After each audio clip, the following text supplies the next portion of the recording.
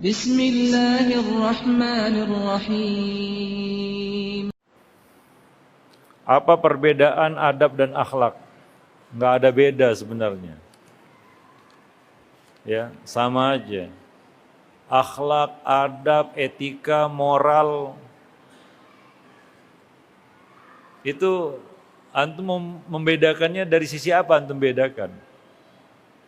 Ada sebagian orang yang berusaha untuk membeda-bedakan itu, etika. Oh, bukan moral itu bukan akhlak. Akhlak lain dengan moral, ya. Aneh juga sebenarnya ya. Terlalu dipaksakan itu. Kan ada juga yang beda-bedakan. Oh, yang namanya akhlak itu bukan moral. Etika itu beda dengan adab. Saya kira itu sama aja. Ya, satu benda dengan nama yang berbeda-beda, tapi bendanya itu juga. Ya adab, ya etika, ya moral, ya akhlak sama. Antum beda-bedakan pun dasarnya apa? Makanya dalam konteks hadis Nabi juga, Nabi kadang-kadang menyebutnya ini, kadang-kadang, tapi maksudnya sama. Perilaku. Attitude kata orang sekarang kan begitu ya. Ya itulah dia. Sama aja itu.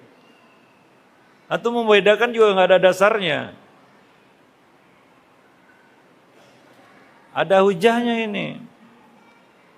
Nabi berkata, "Innama bu'istu liutammima shalihal akhlak." Maka rimal akhlak dalam hadis yang lain. Betul nggak hadisnya? Sungguhnya aku diutus untuk apa? Menyempurnakan akhlak yang baik. Menyempurnakan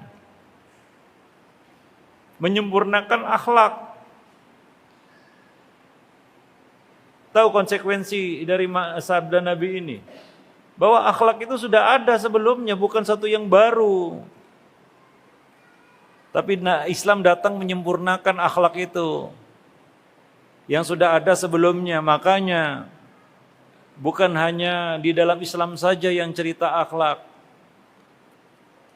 Di dalam agama-agama lain di luar Islam juga cerita akhlak, betul enggak? Iya, dan mereka mengenal akhlak itu. Makanya saya katakan tadi, akhlak itu benda yang nyata, bukan benda gaib. Bisa dilihat orang, si muslim maupun si kafir, non-muslim. Bisa melihatnya. Bukan suatu yang gaib ini.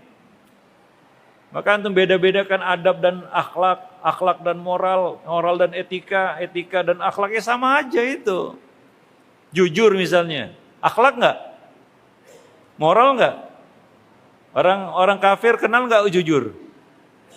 Saya tanya dulu, jujur kenal enggak mereka? Bagus enggak menurut mereka jujur itu? Ya udahlah.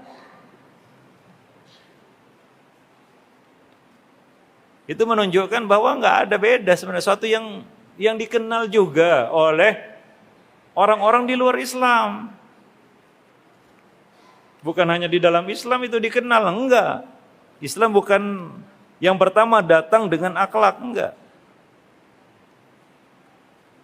Makanya orang-orang musyrik, mereka tahu dakwah Nabi itu ada dua. Satu yang mereka dapat lihat, satu yang mereka anggap aneh. Ketika Nabi berdakwah di Mekah, awal-awal Nabi berdakwah, ada dua konten dari dakwah Nabi. Yang pertama, satu perkara yang mereka anggap aneh karena ini perkara yang sangat gaib menurut mereka, nggak bisa mereka pahami ini. Apa itu? Tauhid. Aja'alal alihata ilahan wahidan. Inna hadza la syai'un ujab. Apakah Muhammad ini menjadikan Tuhan-Tuhan yang banyak itu jadi satu Tuhan saja? Ini sangat aneh. Karena bagi mereka itu satu perkara yang gaib sekali itu kan gitu. Apa ini nggak bisa mereka pahami. Nah, tapi akhlak mereka paham itu. Ya itulah konten dakwah Nabi yang kedua selain tauhid, yaitu akhlak. Yaitu Nabi mengajak mereka supaya menyambung silaturahim, menolong orang yang perlu pertolongan dan lain sebagainya, jujur. Dan ini yang diakui oleh orang-orang musyrik. Hingga mereka menggelari Nabi Al-Amin, ya, terpercaya, jujur, amanah. Mereka tahu itu. Dan mereka akui itu. Mereka bisa terima sisi itu. Makanya Nabi dakwah kepada mereka dari sisi yang bisa mereka terima itu. Yaitu apa? Akhlak. Agar mereka bisa menerima perkara yang belum mereka kenal sama sekali, yaitu tauhid. Itulah kenapa digandeng dengan akhlak. Satu yang sangat bisa mereka terima. Dengan satu perkara yang sangat tidak bisa mereka terima. Ikhwani fiddin ma'asyiral muslimin rahimani wa rahim. Artinya apa? Akhlak itu juga mereka kenal.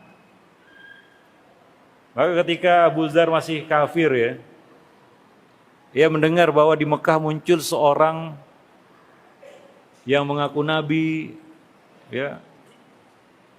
Di balik gunung ini, maksudnya di kota Mekah, maka ia mengutus saudaranya itu untuk mengamati, nguping istilahnya. Apa sih yang diserukan oleh Nabi ini? Oleh orang yang ngaku Nabi ini. Maka saudaranya itu pun ngedap-ngedap ikut dengerlah, nguping gitu. Dia balik dan berkata kepada Abu Dzar, Nabi ini menyuruh kita untuk menyembah Allah dan berakhlak mulia. Ya, dua itu aja. Kesimpulannya itu. Di Mekah ya, pada waktu Nabi ya masih lemah dan ya kita katakan kondisinya masih terbatas. Ya, dua perkara itu yang diserukan oleh Nabi SAW. Jadi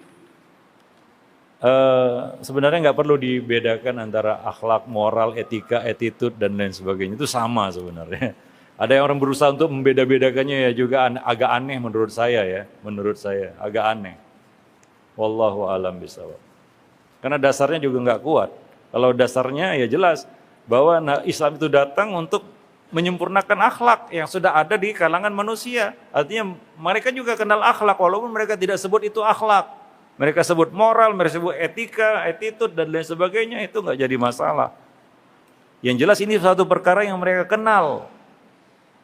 Ya. Di dalam agama mereka dan di dalam Islam. Dan Islam menyempurnakannya. Para jemaah yang dimuliakan Allah.